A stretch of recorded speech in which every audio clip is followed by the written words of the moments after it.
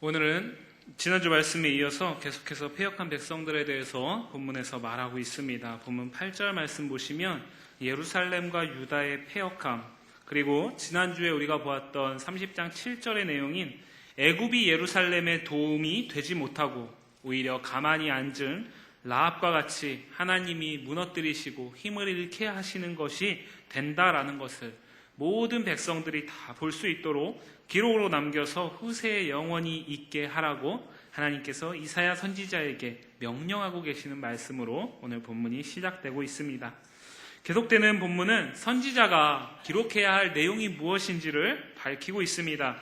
9절 말씀 보시면 하나님은 이사야를 통해서 이 예루살렘과 유다의 백성을 셋으로 표현하고 있습니다.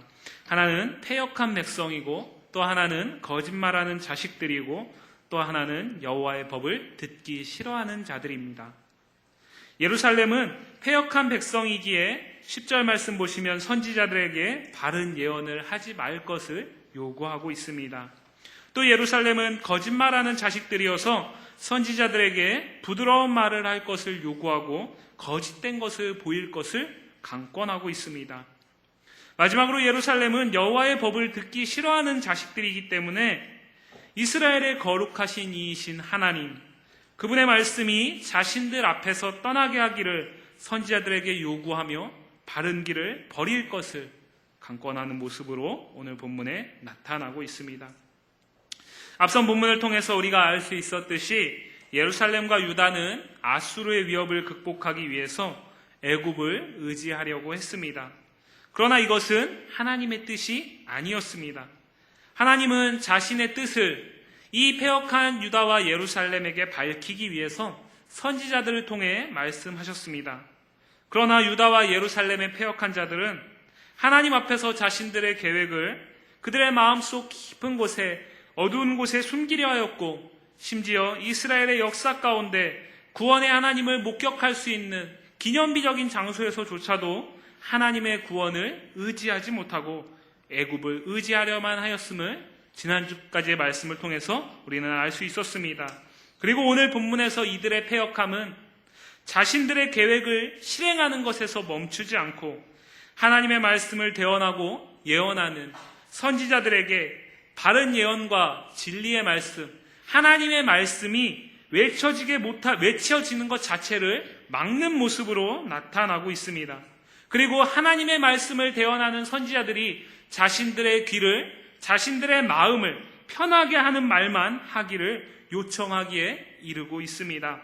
급기야 이들은 이스라엘의 거룩하시니 하나님을 자신들에게서 떠나게 해줄 것을 요구하는 모습으로 나타나고 있습니다. 여기에서 이스라엘의 거룩하신 이를 자신들에게서 떠나게 해달라는 이 표현은 원문에서는 훨씬 더 노골적인데 어떻게 쓰이고 있냐면, 해석하자면 이스라엘의 거룩하신 이가 우리 면전에서 사라지게 해달라, 이스라엘의 거룩하신 이가 우리 면전에서 망하게 해달라는 표현입니다. 하나님이 더 이상 그들에게 간섭하지 않기를 원하고 있습니다. 이런 모습은 예레미야서를 통해서 우리가 발견할 수 있습니다. 유다가 바벨론에게 멸망당할 것을 예언한 선지자 예레미야, 오늘 이사야가 비록 유다는 하나님의 은혜 가운데 히스기야 왕의 돌이킴 가운데 아수르에게 멸망당하지 않지만 결과적으로 그로부터 150년 정도가 흘러서 바벨론에게 멸망을 당하게 됩니다. 이사야가 아수르에게 멸망당할 것, 아수르의 위협 가운데서 애굽을 의지하지 말라고 말하는 이 상황 가운데서도 이렇게 핍박을 당하고 이렇게 비판을 받고 이렇게 백성들에게 배척을 당하고 있는데 예레미야는 얼마나 힘들었겠습니까? 예레미야가 선포한 것은 단순히 바벨론의 위협을 피하기 위해서 어떤 다른 것을 의지하지 말라는 것이 아니었습니다. 하나님의 뜻이 바벨론에게 망하는 것에 있다라는 것을 선포한 선지자가 예레미야입니다. 그래서 이 선지자는 하나님의 말씀이기에 선포할 수밖에 없지만 눈물 짓지 않고는 도저히 선포할 수 없는 하나님의 말씀을 유다 나라와의 백성들을 향해서 선포했던 것입니다. 그래서 예레미야는 눈물의 선지자라는 별칭을 갖고 있습니다. 그가 선포하는 그 메시지를 전하면서 패역한 유다의 모습을 보면서 너희는 이제 망할 날이 얼마 남지 않았다, 고소하다 이렇게 생각하면서 전하지 않았을 것입니다. 민족의 아픔을 자신의 아픔으로 받아들이고 도저히 헤어나올 수 없는 절망 가운데서 하나님의 말씀이기 때문에 진노를 전할 수밖에 없었던 것입니다. 그리고 그때에 예레미야의 그 하나님의 말씀을 대언하는 예레미야의 선포를 유다 백성들은 시드기야 왕은 듣고 하나님의 말씀을 거역하는 모습으로 나타나고 있습니다. 하나님의 말씀을 대언하는 예레미야를 때리고 감옥에 가두는 지경에까지 이르고 있습니다. 무엇입니까? 오늘 이 말씀 가운데서 이 패역한 유다의 이 마음은 그들이 바벨론에게 망하기 전까지는 도저히 고칠 수 없는 마음이었다라는 것입니다. 하나님께서는 계속해서 이들에게 돌이킬 수 있는 길을 주시고 회복의 방법을 제시하시지만 이들은 이미 그 마음 가운데 패역함이 가득해서 날로 죄 위에 죄를 더하고 급기야는 하나님이 자신들의 얼굴 앞에서 사라지기를 요청하는 지경에 이르렀다라는 것입니다. 이것은 아주 심각한 죄의 모습입니다. 하나님의 피조물로서 하나님의 다스리심을 피할 수 없는 것이 우리 인간입니다. 절대자이신 하나님 앞에 다스림을 받는 것이 우리에게는 마땅한 것입니다. 그것이 우리에게는 복이고 그것이 우리에게는 가장 최선입니다. 하지만 오늘 이들이 패역했을 때에 이들은 하나님의 다스림 받음, 그들이 하나님의 통치를 받아야 될 자들이다라는 사실을 인정하지는 못할 망정 스스로의 만족을 위해서 하나님의 말씀이 자신의 귀를 즐겁게 하기를 원하고 있습니다.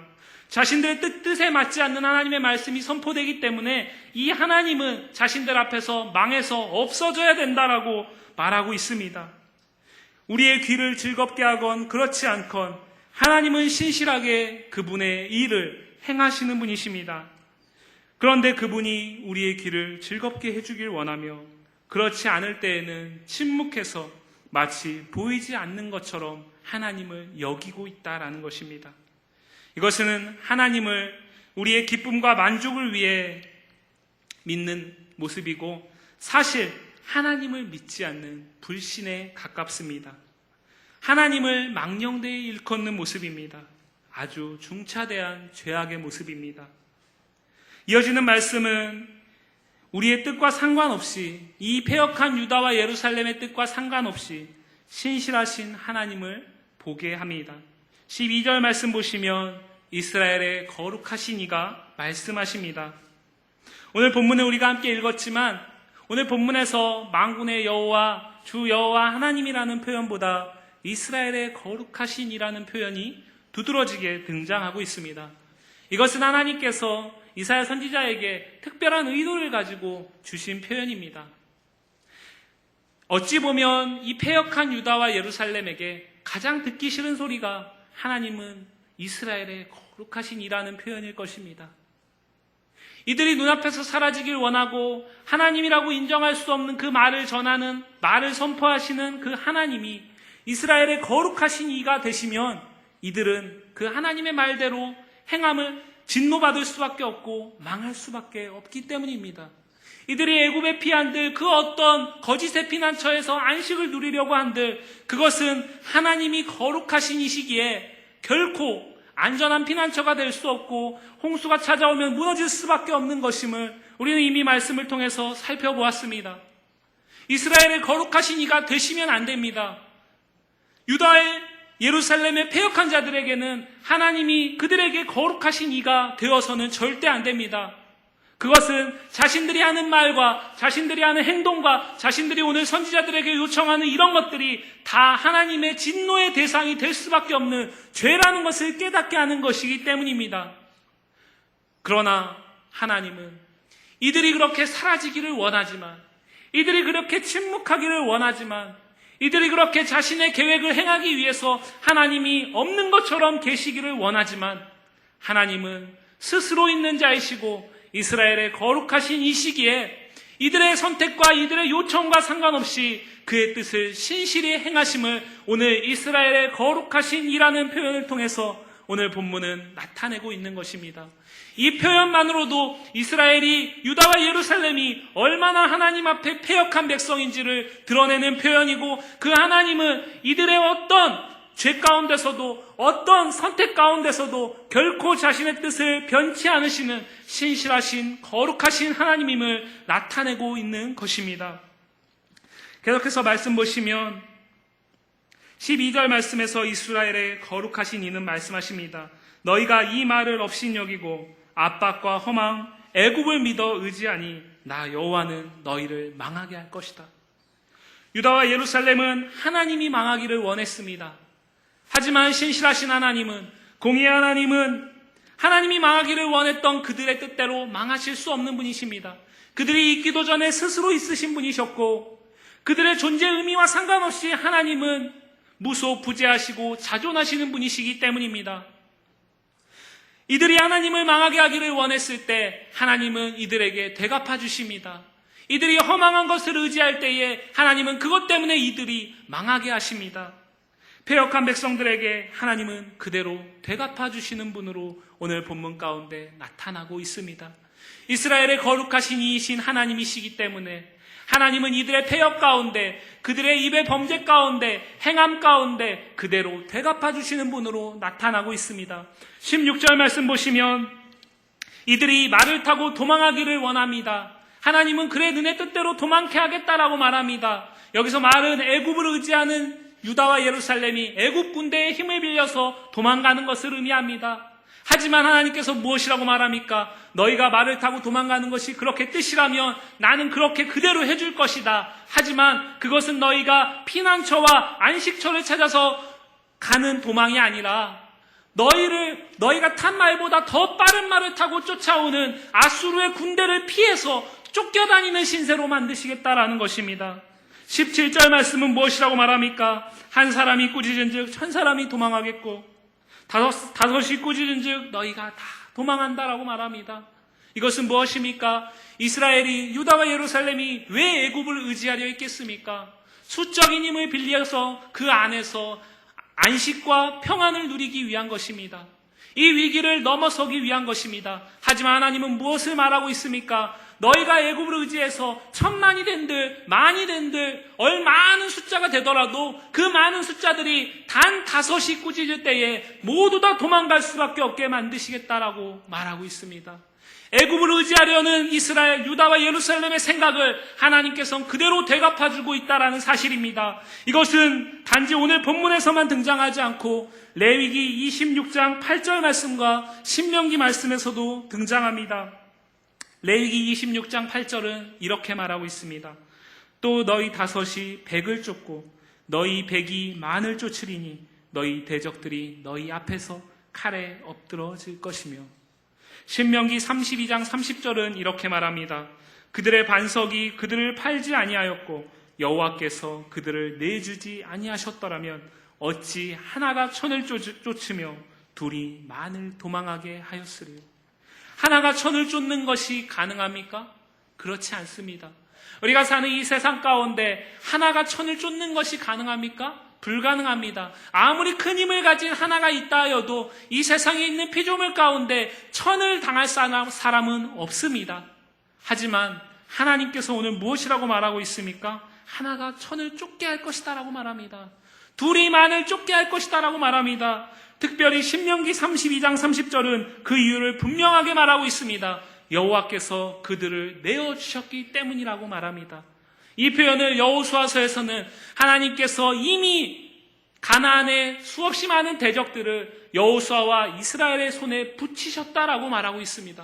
무엇입니까? 오늘 이 30장 17절 말씀에 한 사람이 천을 쫓고 5사람이 모두를 쫓는 것은 하나님께서 출애굽한 이후에 이스라엘 백성들에게 약속하신 말씀입니다.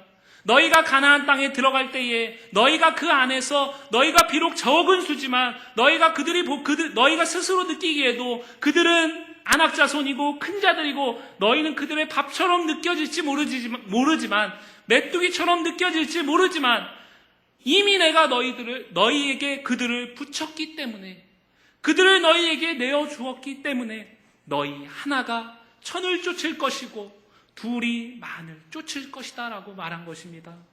하나님의 약속입니다. 하나님께서 두려워하고 불안해하는 출애굽한 후 이스라엘 백성들에게 가나안 땅에 들어가서 내가 너희와 함께 하겠노라고, 이미 내가 너희에게 그들을 내어주었노라고 확신을 주시는 말씀 가운데 오늘 이 말씀이 등장하고 있다는 것입니다. 그런데 오늘 30장 17절의 말씀은 어떤 배경 가운데 등장하고 있습니까?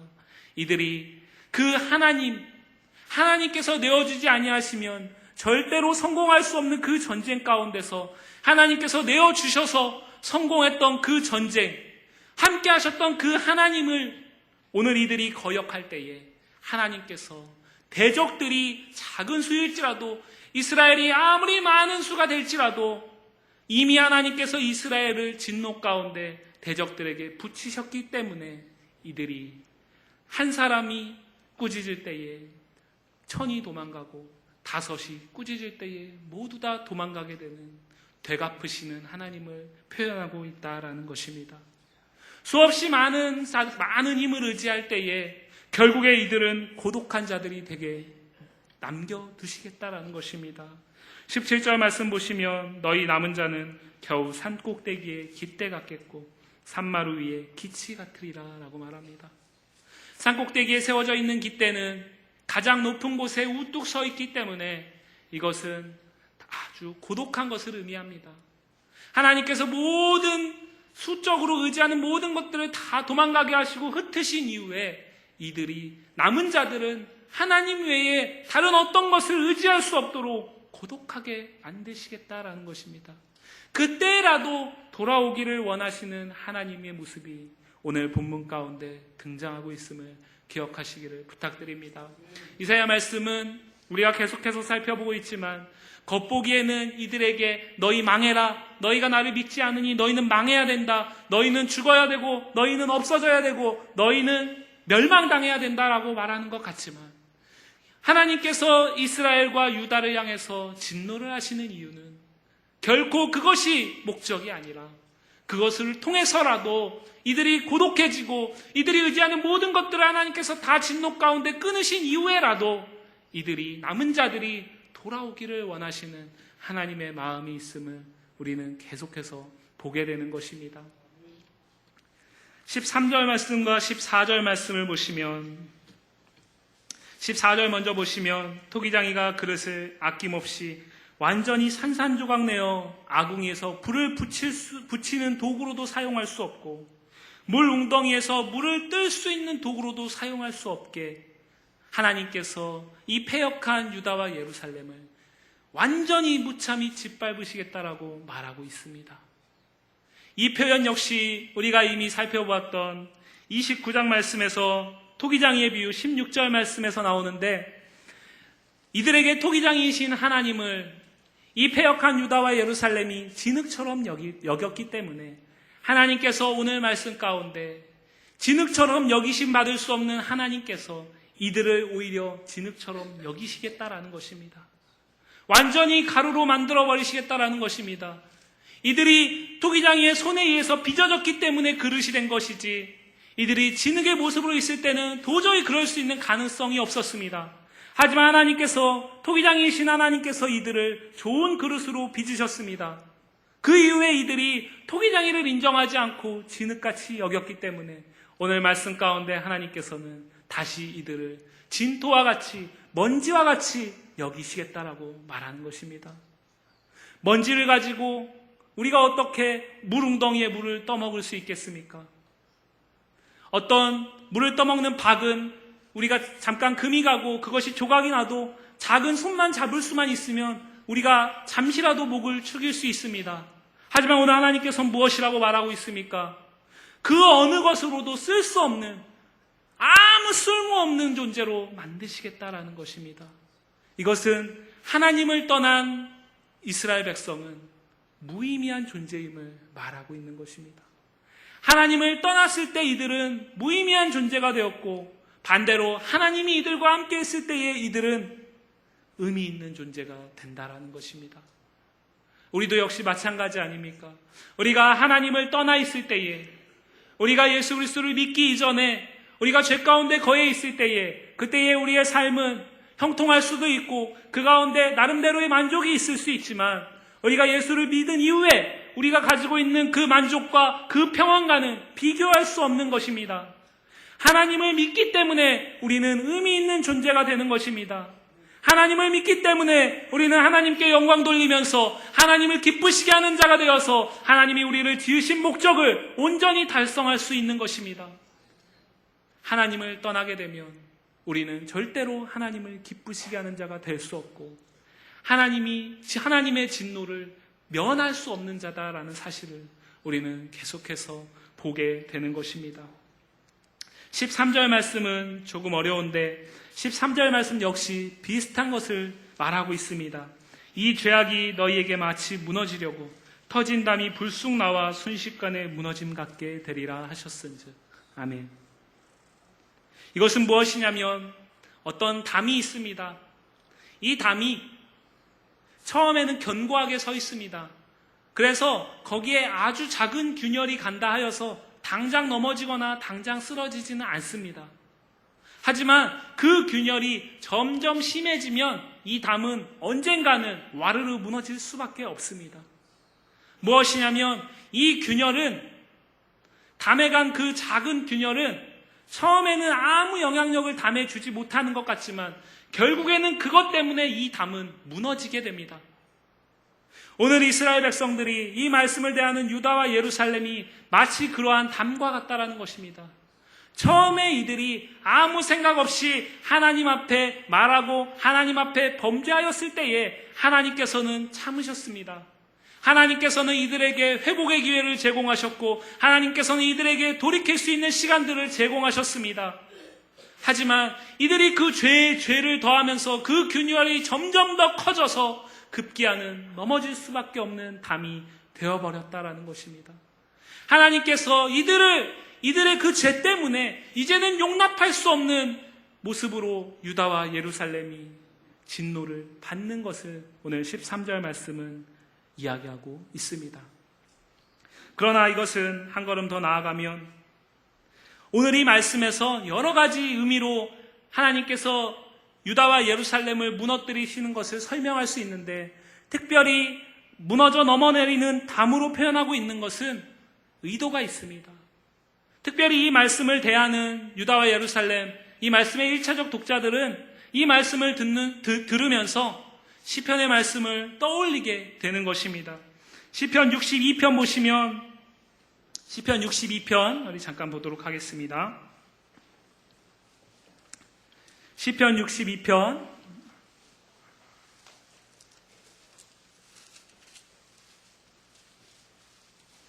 3절 말씀 보겠습니다. 시편 62편 3절 말씀 다 같이 읽습니다. 넘어지는 담과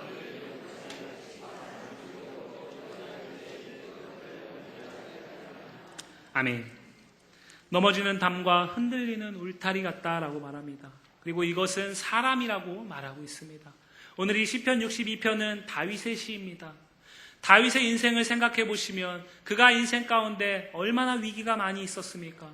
얼마나 죽음의 순간에 가까이 다가간 적이 많이 있었습니까? 이해할 수 없는 고통도 많이 있었고 사울을 피해서 도망다녔던 것이 그의 인생입니다. 하지만 하나님께서는 그 모든 순간 가운데 그 모든 위기들 가운데 다윗을 지키셨음을 성경은 우리에게 말하고 있습니다. 다윗은 오늘 말씀에서 이렇게 고백하고 있습니다.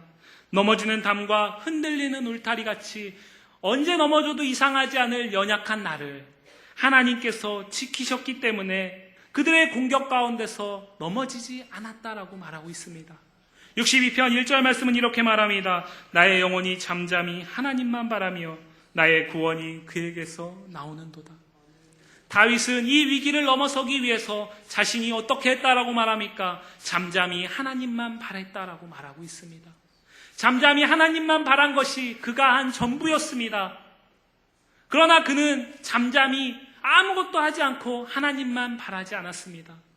그는 하나님께 이 문제를, 이 염려를, 이 위기를 맡겼습니다. 어떻게 바뀔 수 있었습니까? 하나님만이 자신의 유일한 구원이시고 하나님만이 나의 요새이시고 나의 산성이시고 나의 방패시기 때문에 결코 흔들리지 않게 넘어뜨리지 않게 하시겠다라는 확신이 있었기 때문에 다윗은 잠잠히 하나님만 바랄 수 있었던 것입니다. 그리고 오늘 5절 말씀에서 다윗은 자신과 같이 이 말씀을 대하는 우리에게도 하나님을 바라라고 말하고 있습니다. 나의 영혼아 잠잠히 하나님만 바라라. 무릇 나의 소망이 그로부터 나오는도다. 아멘. 오늘 이사야는 이 말씀을 깨닫게 하기 위해서, 이 말씀을 생각나게 하기 위해서 오늘 무너져 넘어내리는 담이라는 비유를 통해서 패역한 이스라엘과 유다와 예루살렘이 하나님 앞에 산산조각 날 수밖에 없는 그것을 말하고 있습니다. 오늘 말씀 30장 15절 말씀을 보시면 이것은 더욱 구체적으로 드러나는데, 주 여호와 이스라엘의 거룩하신 이가 이같이 말씀하시되 너희가 돌이켜 조용히 있어야 구원을 얻을 것이요 잠잠하고 신뢰하여야 힘을 얻을 것이라. 아멘. 다윗이 하나님 앞에 위기와 염려 가운데 나의 유일한 구원자 되시는 하나님, 나의 유일한 요새와 방패와 반석이 되시는 하나님, 나의 유일한 소망이 되시는 그 하나님을 믿고서 확신을 가졌을 때에 그는 문제 앞에 흔들리지 않았습니다. 수많은 문제와 염려와 위기가 그의 마음을 요동치게 했지만 결국에는 넘어지지 않았습니다. 하나님을 잠잠히 바라며 하나님의 구원을 기다렸던 것입니다. 오늘 하나님은 동일하게 유다와 예루살렘에게도 말하고 있습니다. 너희가 살 길은 돌이켜 조용히 있는 것이다. 너희가 살 수 있는 길은 내 앞에 잠잠히 있는 것이다. 잠잠히 있어 내 말을 듣고 내 말을 따르면 너희가 구원을 얻을 것이다 라고 말하고 있습니다. 그러나 이들은 원하지 아니하였다라고 15절 마지막 말씀은 말하고 있습니다. 하나님께서는 이들의 패역함이 이 말씀을 들을 수 없을 것이라는 사실을 분명히 아셨을 것입니다. 하지만 하나님께서는 그래도 이들을 너무 사랑하셨기 때문에, 그래도 이들을 고치시고 이들을 회복시키셔서 다시 생명으로 인도하셔야 되기 때문에 계속해서 8절에 걸쳐서 진노를 말하고 있지만 핵심적으로 15절에서 잠잠히 여호와의 구원을 기다리라고 말하고 있는 것입니다. 오늘 말씀은 하나님을 잘 알고 특별히 하나님의 선택함을 받은 것을 확신하는 유다와 예루살렘을 향해서 선포하는 말씀입니다. 이들은 어떤 의미에서 하나님의 은혜로 자신들은 하나님이 예비하신 그 나라에 갈 것이라는, 다른 모든 민족들이 다 가지 못해도 자신들은 하나님의 나라에 갈 것이라는 확신을 가지고 있었습니다. 하지만 오늘 이들은 그 구원의 확신을 삶에서 드러내지 못하고 있습니다. 그들의 눈앞에 아수르의 위협이 찾아왔을 때에 이들은 잠잠히 하나님의 구원을 기다리지 못하고 있습니다. 하나님이 그들을 이 땅에서 죽은 이후에 천국으로 인도하실 것이라는 사실, 이 땅의 모든 다른 민족들 다 버려도 자신들은 선택받았다라는 사실은 참 무식할 만큼 확신하고 있지만 이들은 정작 삶 가운데 구원하신 하나님을 바라보지 못하고 있다는 것입니다. 그것이 이들의 패역함으로 이어지고 있습니다. 오늘 말씀은 우리에게 무엇을 말하고 있습니까? 우리 역시 하나님의 은혜로 구원받은 자들입니다. 우리 역시 하나님의 이해할 수 없는 사랑과 극진하신 은혜로 구원받은 자들입니다. 우리가 그 누구를 사랑한다 하여서 그 아들을 내어주기까지 사랑할 수 있겠습니까? 그것은 불가능합니다. 그리고 심지어 그 아들은 하나님 자신이셨습니다. 자기 몸을 버릴 만큼 사랑할 수 있는 사람은 이 땅에 없습니다. 그렇기 때문에 이 사랑은 세상의 사랑이 아니고 하나님만이 하실 수 있는 아가페의 사랑이라고 말합니다. 이 사랑을 힘입어서 우리가 구원을 받았습니다. 세상에 있는 많은 이들은, 특별히 믿음으로 구원받는 우리 장로교 그리스도인들은 그 구원이 천국으로 가는 구원에 국한되는 것으로 여길 때가 많이 있습니다. 우리가 이 땅에서 죽은 이후에 하나님께서 우리에게 예비하신 천국의 본향으로 인도하신다는 그 믿음은 장로교 신자만큼 확신한 사람들이 없습니다.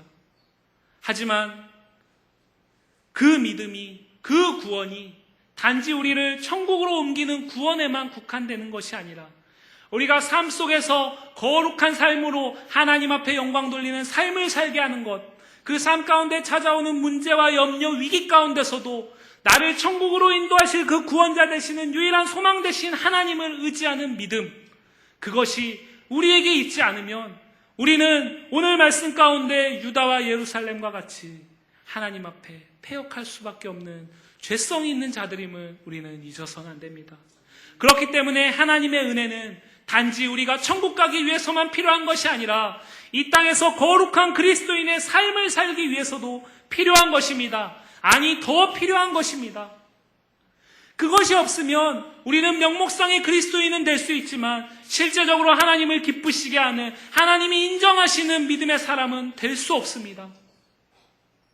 우리의 구원은 우리가 이 땅에서 살면서도 하나님만이 유일한 소망 되시고, 하나님만이 유일한 반석 되시고, 하나님만이 유일한 요새가 되셔서 결코 내가 넘어지지 않게 하시는 분이심을 믿는 믿음으로 나타나게 되는 것임을 기억하시기를 부탁드립니다. 구원의 두 가지 측면이 있습니다. 하나는 결정론적인 구원이라고 말합니다. 이 구원은 쉽게 말하면 천국 가는 구원을 의미합니다. 그러나 구원은 그 한 번의 구원뿐만 아니라 우리가 예수 그리스도를 믿을 때 받는 그 구원뿐만 아니라 이 땅에서 살면서 성화의 삶을 살기 위해서도 우리에게는 구원자 되시는 하나님이 필요합니다. 점진론적인 구원이 우리에게 필요하다라는 것입니다. 주님 부르실 그 날까지 우리는 이 땅에서 100% 하나님의 마음에 합한 자가 될 수 없습니다. 그렇기 때문에 우리가 할 수 없는 그것을 우리는 하나님의 은혜로 감당해야 하는 것입니다. 위기 가운데서도, 염려 가운데서도, 환난 가운데서도 우리가 하나님 앞에 패역하지 않고 나의 생각과 나의 뜻을 하나님 앞에 드러내기보다 잠잠히 하나님의 말씀을 듣고 그 말씀을 나의 뜻으로 품고 그대로 행하는 것이 우리에게 필요하다라는 것입니다. 아이러니하게도 지금 이 땅에서 한국교회 그리스도인들이 많은 사람들에게 지탄을 받는 이유가 바로 그것입니다.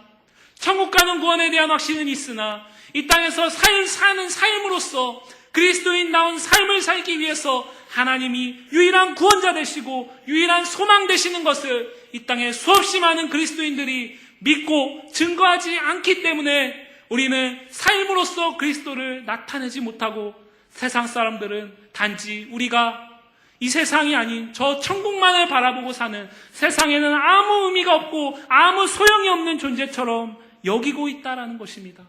하지만 그것은 우리가 오해한 것입니다. 오늘 말씀은 무엇이라고 말하고 있습니까? 하나님의 구원은 단지 하나님의 택함을 받았다라는 것, 그래서 우리가 천국 간다라는 것, 그것에만 국한되는 것이 아니라 우리가 사는 이 땅에서의 삶 가운데서 매일매일 공급되어야 할 하나님의 은혜가 있다라는 것입니다.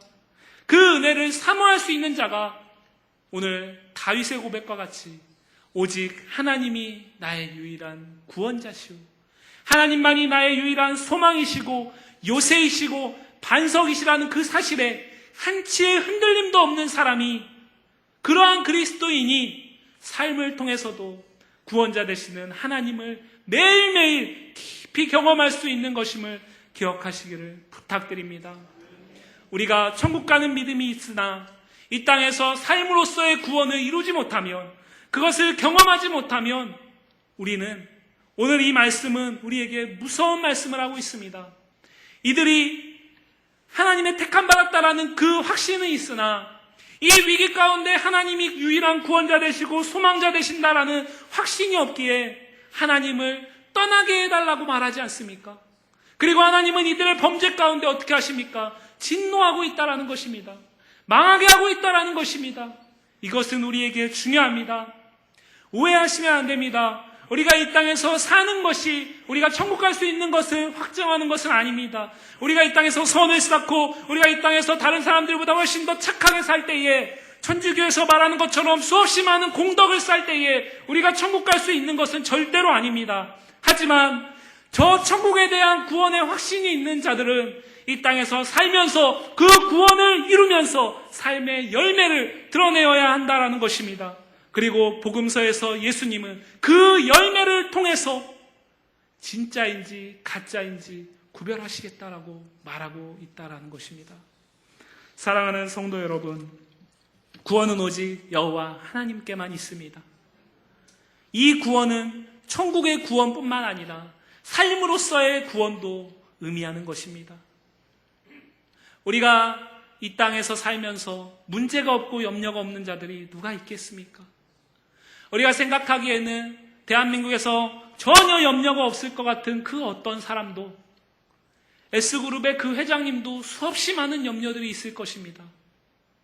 그러나 그 염려와 문제가 해결할 수 있는 방법이 나에게서 찾기 시작하면 우리는 잠잠히 하나님을 바라볼 수 없습니다.